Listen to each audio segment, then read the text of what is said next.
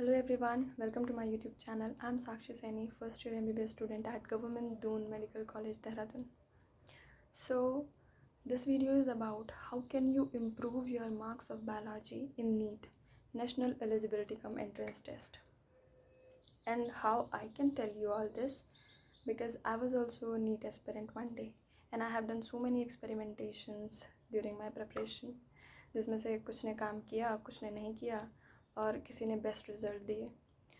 तो यहाँ पे मैं आपको अपने वही एक्सपीरियंसेस बताने वाली हूँ जो कि कुछ चीज़ें जो आपको नहीं करनी है और जो आपको पक्का से करनी है वो सब। सो यार सब यही बोलते हैं कि read NCERT, read NCERT, read NCERT. मैं भी यही बोलने वाली हूँ कि रीड एनसीईआरटी थॉरली। सबसे पहला काम तो आपको यही करना है, लेकिन उससे भी पहले believe on your book which you are reading. क्योंकि अगर आप अपनी बुक पे भरोसा ही नहीं करोगे कि यार थोड़ा सा बाहर से आ जाएगा, वो कैसे करूँगा, या फिर ये हो जाएगा अगर मेरे मतलब एनसीईआरटी में सब चीज़ें सही लिखी हैं कि नहीं, ये सब चीज़ें, तो फिर नहीं आप उसको पढ़ पाओगे। सबसे पहले आपको अपनी बुक पर बिलीव करना होगा, जो एनसीईआरटी में लिखा है वो सब सही है और एनसीईआरटी से ही पेपर बनने वाला है, तो मैं बेस्ट करूँगा अगर मैं इसको पढ़ता हूँ तो। सो फर्स्टली बिलीव करना है अपनी बुक पर। हॉली बुक समझ लो आप उसको कि यही है सब, इसी से सब होने वाला है आपका उद्धार। नेक्स्ट थिंग है कि आपको अपना पैटर्न समझना होगा कि आपका नीट का पैटर्न क्या है। तो नीट में मैं बायोलॉजी का बेसिकली बात कर रही हूँ। बायोलॉजी में क्या होता है, बॉटनी और जूलॉजी। तो बॉटनी में आपके 35 क्वेश्चंस आएंगे सेक्शन ए में, सेक्शन बी मतलब 2 सेक्शन है इसमें, जिसमें कि सेक्शन ए में 35 क्वेश्चन एंड सेक्शन बी में 15 क्वेश्चन। 35 क्वेश्चन में कोई चॉइसेस नहीं है, 35 के 35 आपको अटेम्प्ट करने हैं और 15 जो क्वेश्चंस हैं उसमें आप एनी 10 अटेम्प्ट कर सकते हो। और वैसे ही जूलॉजी में है कि 35 question in section A and 15 question in section B, जिसमें कि 35 आपको पूरे अटेम्प्ट करने हैं और 15 में आपकी चॉइस है, आपको ओनली 10 अटेम्प्ट करने हैं। ऐसे करके आपके 100 क्वेश्चंस आपको दिए जाएंगे, जिसमें से आपको 90 अटेम्प्ट करने हैं and this will be of 360 marks. या तो ये आपका पैटर्न हो गया, यानी कि आपको 100 क्वेश्चन की प्रैक्टिस करनी होती है, क्योंकि भले से आपको 90 करने पर पढ़ने तो 100 ही है ना, तो इसलिए 100 क्वेश्चन की प्रैक्टिस करनी होती है। ओके, नेक्स्ट थिंग जो मैं आपको बताने वाली हूँ कि आप क्या करते हो और आपको क्या करना चाहिए। ठीक है, व्हाट वी डू कि मान लो आपका कोचिंग में टेस्ट है, ठीक है, कल टेस्ट है, तो आप आज उसको प्रिपेयर करके जाते हो चैप्टर को और आप अपना एग्ज़ाम देते हो, जिसमें कि आपके मार्क्स भी आ जाते हैं। ठीक है, जिसमें आपके 10-20 मार्क्स ऊपर नीचे होते हैं, जो आप सोचते हो कि मैं अगली बार इम्प्रूव कर लूँगा, अगली बार अच्छे से एनसीईआरटी पढ़ लूँगा, मेरे मार्क्स आ जाएंगे। ठीक है, बट आप क्या नहीं करते हो, that is question practice. You all know that practice makes a student perfect. ठीक है, लेकिन कहीं पे ये नहीं लिखा है कि फ़िज़िक्स में प्रैक्टिस करना मेक्स अ स्टूडेंट परफेक्ट, है ना। तो इसलिए बायोलॉजी भी आपको प्रैक्टिस करनी होती है। ठीक है, जिसमें कि बहुत से बच्चे हैं जो कि प्रैक्टिस, मान लो आपने चैप्टर पढ़ा तो आपने उसके क्वेश्चन भी अटेम्प्ट कर लिए। ठीक है, तभी आपने चैप्टर पढ़ा, तभी क्वेश्चन अटेम्प्ट कर लिए और तभी आपने अगले दिन एग्ज़ाम दे दिया, तो आपने सोचा मैंने तो सारा काम कर दिया है। ठीक है, तो यानी कि मेरी तैयारी बढ़िया चल रही है। अब आप ऐसे ही करते जाते हो और अब आपका होता है फाइनल एग्ज़ाम, जिसमें कि आपको क्या करते हो कि प्रैक्टिस तो मैंने पहले कर लिया था। ठीक है, मैं बता रही हूँ जो आप गलतियाँ करते हो जिसकी वजह से आपके मार्क्स नहीं आते मेन एग्ज़ाम में। ठीक है ना, कि पहले तो बहुत अच्छे आ रहे थे, पता नहीं नीट में क्या हो गया, वही बता रही हूँ कि आपने क्या सोचा कि प्रैक्टिस मैंने कर ली, अब मुझे क्या करना है, एक रिवीजन देना है, किसको, एनसीईआरटी की बुक को।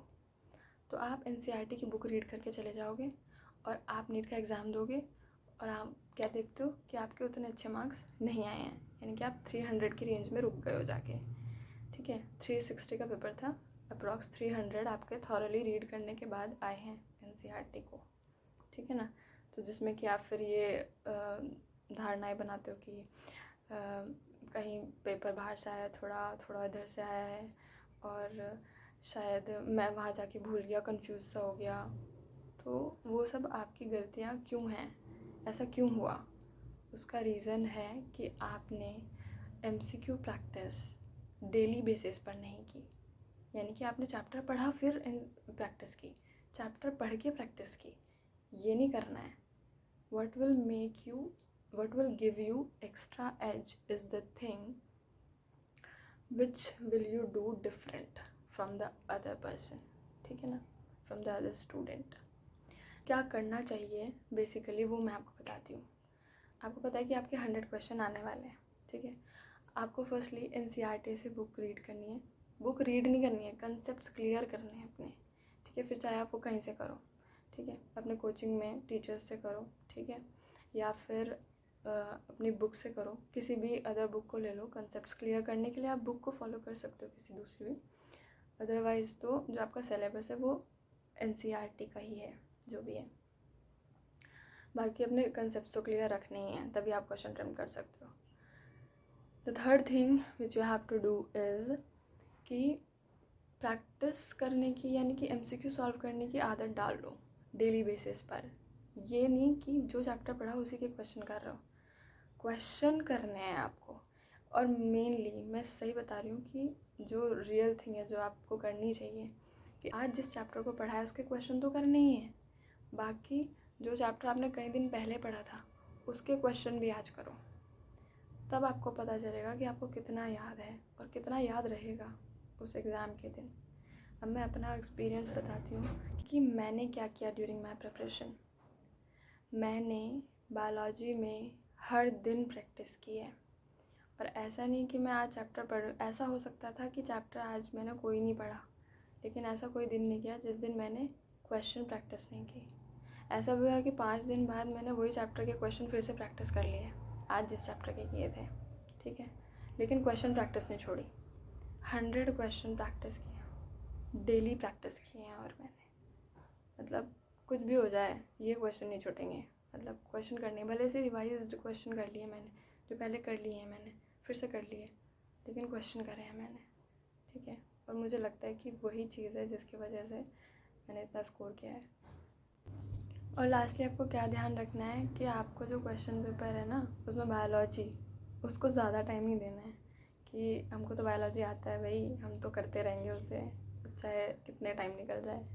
आगे भी सब्जेक्ट्स हैं, फिज़िक्स केमिस्ट्री भी सॉल्व करना है, ठीक है, और जिसमें टाइम लगता ही है। तो बायोलॉजी को ऐसा बनाओ कि इतनी प्रैक्टिस कर लो कि आप उसे जल्दी कर पाओ, ठीक है। तो डेली प्रैक्टिस जब करोगे तो अपनी टाइम लिमिट को सेट करके करो, ऐसे ही नहीं कि बैठ गए बस अब तो क्वेश्चन करके ही उठेंगे सारे, ठीक है ना।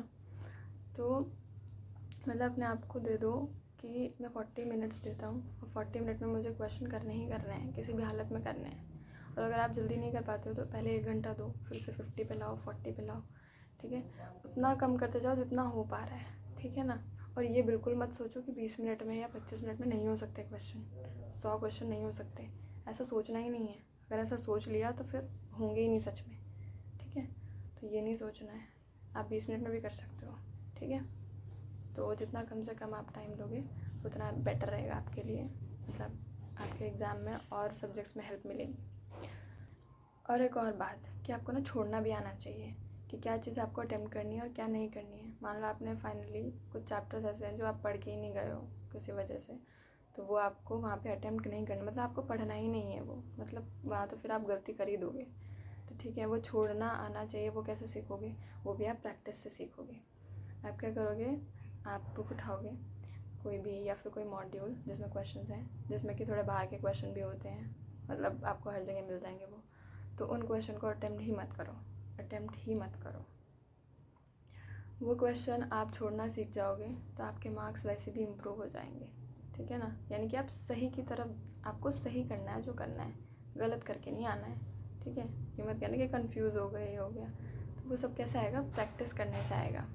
तो अब मैं समराइज़ कर देती हूँ द होल वीडियो कि how can you improve your biology marks. Firstly read NCERT thoroughly, clear all your concepts, ठीक है। कहीं से भी करो, कैसे भी करो, बुक से करो, टीचर से करो, क्लियर करो अपने सारे कंसेप्ट्स। NCERT में जो लिखा है वो आपको पता होना चाहिए, यानी कि आपको वो समझा हुआ होना चाहिए, समझ आना चाहिए कि क्या लिखा है इसमें, ठीक है ना। वहाँ पर वो क्वेश्चन सारे लाइन से उठा के नहीं देंगे, कुछ चीज़ें कंसेप्चुअली पूछी जाती हैं, उनके आंसर कैसे करोगे फिर आप, ठीक है ना। सेकेंडली आपको डेली क्वेश्चन प्रैक्टिस करने हैं, और ऐसा बिल्कुल नहीं करना कि आपने जो चैप्टर पढ़ा उसी के क्वेश्चन अटेम्प्ट कर रहे हो, ठीक है ना। ऐसे आप इम्प्रूव नहीं कर पाओगे। आपने जो कल एग्ज़ाम दिया उसमें तो मार्क्स आ जाएंगे, लेकिन जो फाइनल एग्ज़ाम होगा उसमें मार्क्स नहीं आ पाएंगे, ठीक है। तो आपको डेली क्वेश्चन प्रैक्टिस करनी है, नो मैटर आप कोई भी चैप्टर उठा रहे हो। अगर आपके सारे कंसेप्ट क्लियर हैं तो चैप्टर रीड ही मत करो, क्वेश्चन की तरफ ही जाओ, क्वेश्चन करते रहो। जब फाइनल होगा तो एक रीडिंग तब ले लेना कि मैंने पूरी बुक की रीडिंग ले ली है, ठीक है ना। और तब आपको टाइम भी नहीं लगेगा रीडिंग लेने में, ठीक है ना। फिर बाद में हम पैनिक करते रहते हैं कि यार बुक की रीडिंग भी करनी है, ये सब भूल गए हैं, ये सब याद नहीं आ रहा है। तो क्वेश्चन प्रैक्टिस अगर कर रखी होगी तो वो नहीं होगा, ठीक है। थर्ड, आपको टाइमिंग का ध्यान रखना है कि जो आपको बायोलॉजी को सॉल्व करना है वो बहुत जल्दी करना है, उसके क्वेश्चन बहुत जल्दी करने हैं। तो वो कैसे आएगा, वो भी प्रैक्टिस से आएगा। तो प्रैक्टिस इज़ द की। और ये बात बिल्कुल नहीं भूलनी कि बायोलॉजी में भी प्रैक्टिस की ज़रूरत होती है। आगे आप जाओगे, आगे आप MBBS करोगे तो आप वहाँ क्या पढ़ने वाले हो, बायोलॉजी पढ़ने वाले हो ना। तो उसमें प्रैक्टिस नहीं करनी है क्या, करनी है ना। तो ये सब सोच के चलना है, ठीक है ना। So yeah thank you so much for listening and see you soon in the next video. Till then, take care. Bye bye.